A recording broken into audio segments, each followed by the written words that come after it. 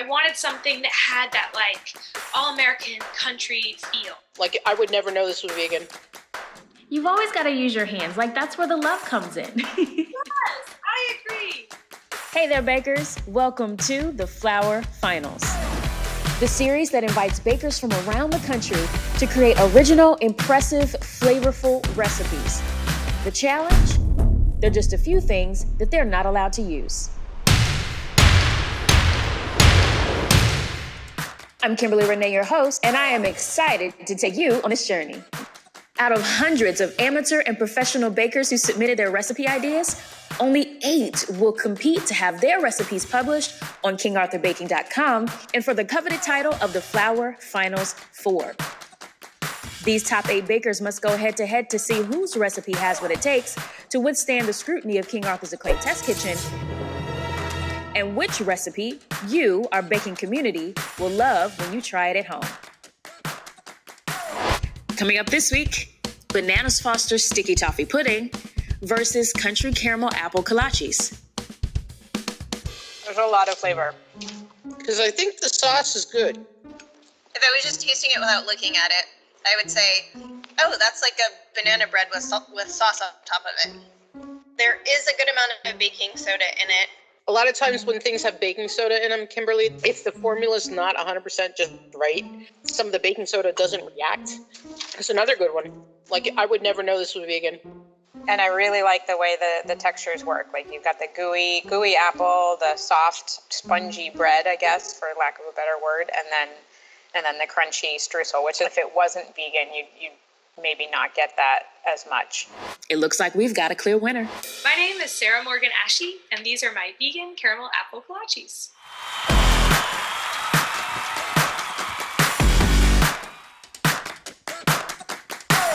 Hello, my name is Sarah Morgan Ashe. I'm 35, and I'm the co-owner of King's Kalachies Bakery in Brooklyn, New York. In Texas, where my husband was born, kolaches are very popular. So we've taken this pastry that we love, that my husband grew up eating, and we've brought that style here to New York. We don't make it super Brooklynified. We really are making a true Texas kolache. We own King's Kalachies together. We're kind of lucky because we like working with each other. So the idea for vegan caramel apple kolaches came from a non-vegan kolache recipe that my husband and I made earlier this year, and they were a huge hit at our bakery. I wanted something that had that like all-American country feel. So I wanted to really bring out that like caramel apple dream that at least I have of like going to the fair, you know, in the fall or the spring. So I wanted to incorporate caramel for sure, and caramel apple, perfect. I'm so excited about this vegan caramel apple kolache. Can you show us what we are going to be making today? So these are the vegan caramel apple kolaches. I love them, and it's so hard not to eat them right now, but I won't. Let's talk about how you make them first. Of course, you're going to need some yeast, and of course, water and sugar. You want that yeast to proof well. Your flour, King Arthur flour. You also need a little bit of potato flour, so we got that here. You need sugar, of course, and some light brown sugar. You'll need some vegan butter. There's a lot of options out there for you. Vegan butter, vegan sour cream, and extra creamy oat milk. You'll need some applesauce and some baking powder, a little bit of salt, a little bit of cinnamon, some coconut cream, and of course, you're gonna need some apples. I like Macintosh, but pick your favorite. A lot of apples will work. And you need some lemons for lemon juice. And I think that's everything. Hopefully you already have a lot of these ingredients at home. Did I say salt? You're gonna need some salt. All right, here we go. So it's time for the dough. Tell us what we do. Oh my goodness. I love this dough. It's so fluffy and light, and it works really beautifully as a vegan recipe. So here's what you need. I've already proofed my yeast, so I'm gonna go ahead and pour my yeast in my big bowl. In my big bowl, I already have my sugar and my salt. So I'm gonna put my proofed yeast just right in here. Next, I have my applesauce and my baking powder. I've already mixed these two together. This is what's going to replace your eggs in like a traditional dough recipe. Then we're going to throw in the vegan sour cream and the extra creamy oat milk. I've already combined them both into this pitcher. Just going to pour that in. And then we have our flour.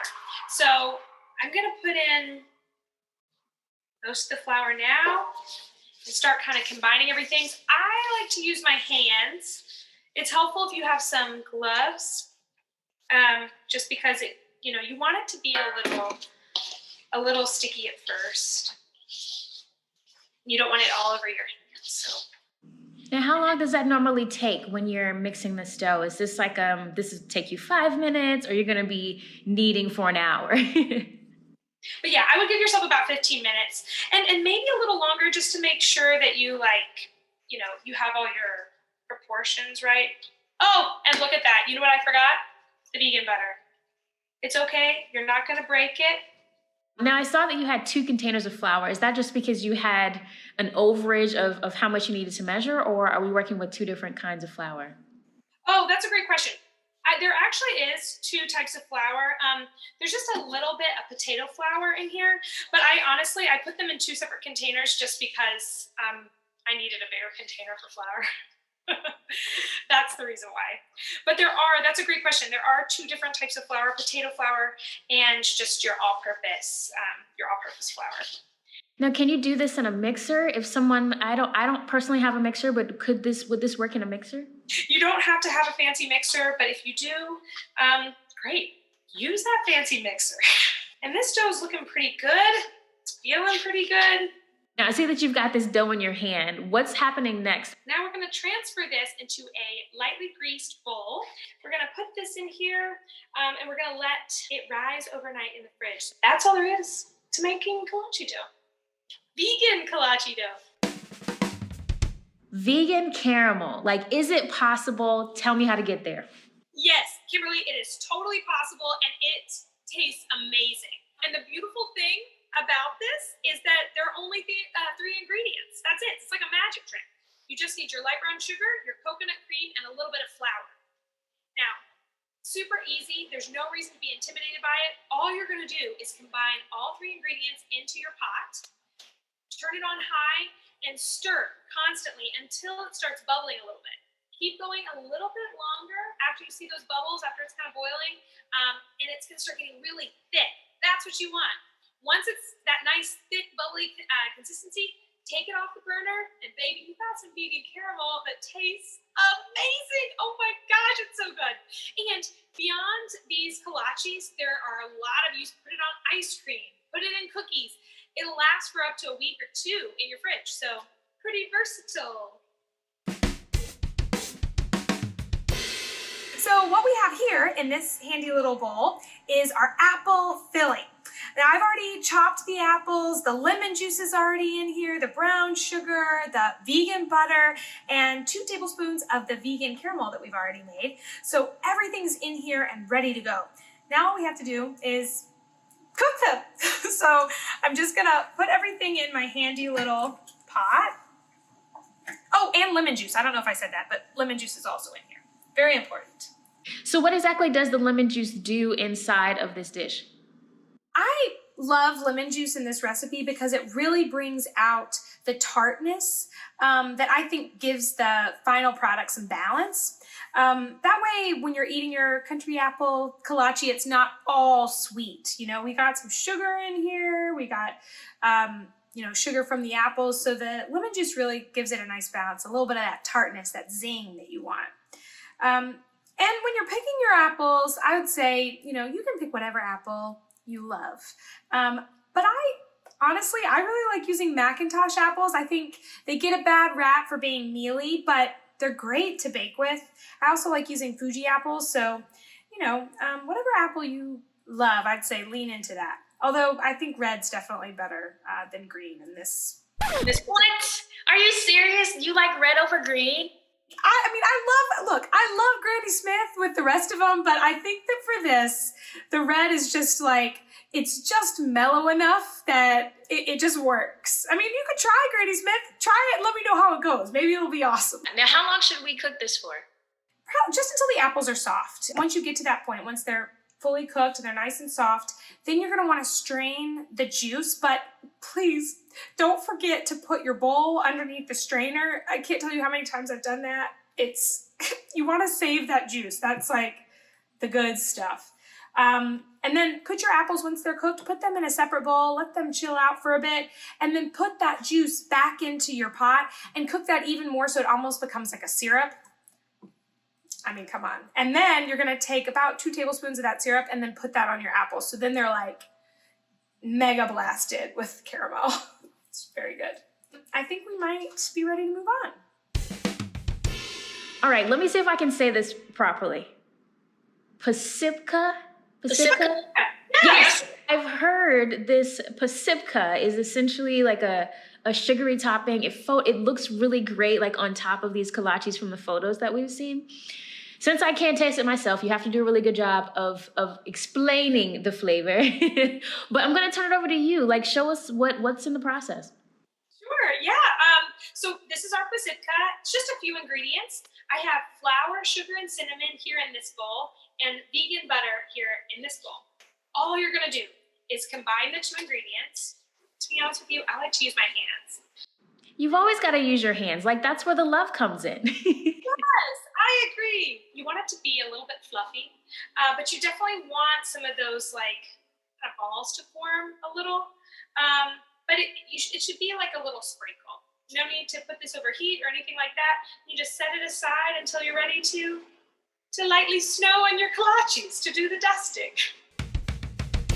This is our little dough baby. It has been sleeping overnight in the fridge, chilling overnight. So now it's ready to be cut. So we just cut this into 4ths, like so. So we have 4 little dough pieces. Now we're gonna cut it again. So I'm gonna take 1 piece, make a little disc, and now I'm gonna cut this into 5ths. So just try and make each disc into 5 equal parts. I'm gonna kind of eyeball it, but if you have a scale at home and you wanna make it perfectly even, you know, to make sure each kolache is exactly the same size, you can totally do that. And so once you have the 5 equal parts, then you're just gonna mold it into a cute little ball, a mini baby ball, and place it on your baking sheet. Now, don't forget to grease your baking sheet or put parchment paper down. How long are these going to rise? Let them rise for about an hour. They'll touch, and then we'll start filling them. The apples are finished, so take us to our next step. It's time to actually fill our kolaches. So what we have here are our risen kolache balls, although they don't have their fillings inside, which, you know, is a very important part of the pastry. So what you want to do is take your fingers and make an indentation in the middle, and be serious about this. Like, really be aggressive about it, because they're going to rise in the oven, and you want to make sure that your hole is deep enough to get the fillings and not just like poof out of the top. Okay, so now we're going to start filling everything. I got a bowl of the apples, got a little extra caramel, and I have our pasipka topping. So, you know, for this, I like to just get real generous here with the apples, put them right in the middle. So there we go. So everything's stuffed. A few of them have caramel in the base. That's fun. Now we want to sprinkle the top with pasipka, or, you know, our sugar topping. It's going to look like a lot, but it's okay. It's actually good that way. Because once it bakes, some of the moisture from the apples will absorb some of the topping anyway. Anyway, that's it. That's all there is to it. Then we're going to pop it in the oven. We're going to bake them about 20 minutes, or until they're like lightly browned. All right, I think we have made something amazing. You have to try it.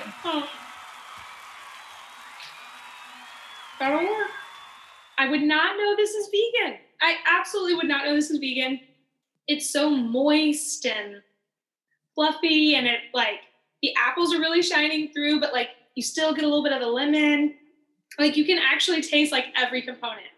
The cinnamon, the brown sugar, the dough is like perfectly just a little bit sweet, not overly so, super like, squishy. It's definitely crushable. I love that. Thank you so much, Sarah Morgan Ashley. You have been incredible. For everybody watching at home, this recipe is available right now on the King Arthur website while you are waiting for your next trip to New York for Sarah Morgan Ashley and husband Paul to get it on the menu. In the meantime, you can try it at home. But thank you so much, everybody, for watching. We'll see you next time.